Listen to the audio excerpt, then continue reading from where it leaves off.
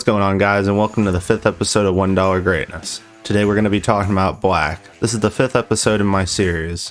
We've already covered the other 4 colors, and I might do an episode on colorless and multicolored after this. First up, we got Read the Bones, Sign in Blood, and Peer into the Abyss for card draw spells. Read the Bones is great because it lets you see 4 cards deeper into your deck because you get to scry 2 and then draw 2 cards.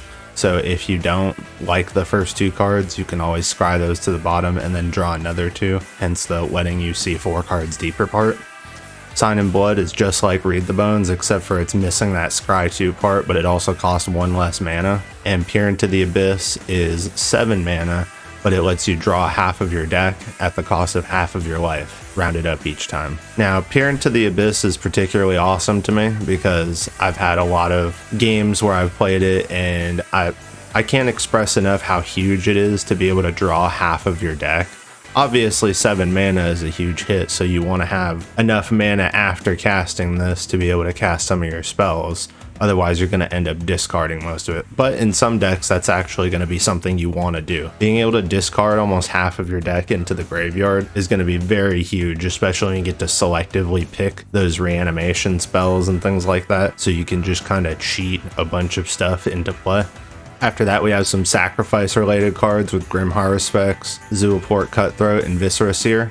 Now, Zulaport Cutthroat and Grim Haruspex, they both trigger off of creatures dying, but another way to do this on command is obviously by sacrificing your own creatures to trigger them by force. Viscera Seer is great because it's a free sacrifice outlet, which means that you can just obviously sacrifice creatures at will to trigger this. That's why I kind of grouped them together. Grim Haruspex lets you draw off of non-token creatures, so you can't just be sacking tokens to it, but Zulaport Cutthroat doesn't care. It'll trigger off of any creature regardless. And Grim Haruspex doesn't care about if it's your creature or not. So say if an opponent's going to board wipe and you have one of these out, you're going to draw off of every single non-token creature that dies, not just your own. Feed the Swarm is particularly amazing because it's a enchantment removal spell in black, which black doesn't really have a lot of enchantment removal spells. I think there might be 1 or 2 other black enchantment removal spells, but it also has the fact that you can remove creatures with this too. So say if no one has any enchantments out, this isn't just a dead card, you can still hit creatures with it, and then you lose life equal to that permanent's mana value. We also have Dark Ritual in the form of our ramp for black. Black likes to ramp by either sacrificing creatures or using rituals like this, and honestly, if you told me, hey, you could spend 1 mana to make 3 mana, I'd be like, man, that sounds like a great card. That must be a rare or something. Nope, this is a easy little common. Like I mentioned in my previous videos on red, using rituals is great because this is an easy turn 1 play. Say if you're playing a mono black deck and your commander is 3 mana, you can easily play a swamp per turn, cast this, and then cast your commander. You know,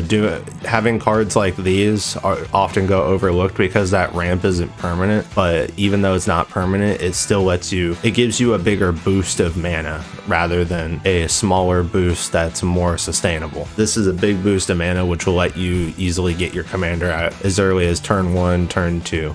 Diabolic Tutor often goes overlooked because it's a 4 mana tutor, but it's still better than a lot of tutors in the fact that it can search you for any card, which that alone is huge. A lot of people think like, oh, it's like casting the spell you wanted to cast, but for 4 extra mana. But honestly, they kind of just overlook how big it can be, especially if the spell that the card that you're searching for is going to be the 2nd piece to a combo or 3rd piece to a combo or whatever that can help you just end the game on the spot. Or even in the case of being in dire conditions, you can Diabolic Tutor for a board wipe and use that board wipe to help get yourself back in the game if you're super far behind. It'll help bring everyone else down to your level. Enough can't be said for the utility of tutors. Tutors just lend you to have so much more versatility and toolbox capabilities in your game, and people kind of just overlook them because they think it's some sort of try-hard combo thing. And it can be, but it isn't always. It can easily be your scapegoat to get the right tool for the job. And then lastly on our list, we have Grey Merchant of Asphodel. Grey Merchant of Asphodel is, I was amazed when I saw how cheap this card still is. Grey Merchant of Asphodel is an amazing black card, and it clearly wasn't made with Commander in mind because they didn't think about the fact that how this would play against 3 other players. So you could very easily have nothing on board and cast this and deal 6 damage across the board, 2 to each opponent, and then gain 6 life, which is already good on its own. Now if you add in the fact that your commander obviously has black in its color identity, you're probably getting at least 1 devotion from that, and then that'll be 9 across the board, and then 9 to your given back to you in life. Now if you have any amount of board state, this thing can easily be a finisher on top of that. And that's it for this video about budget black cards.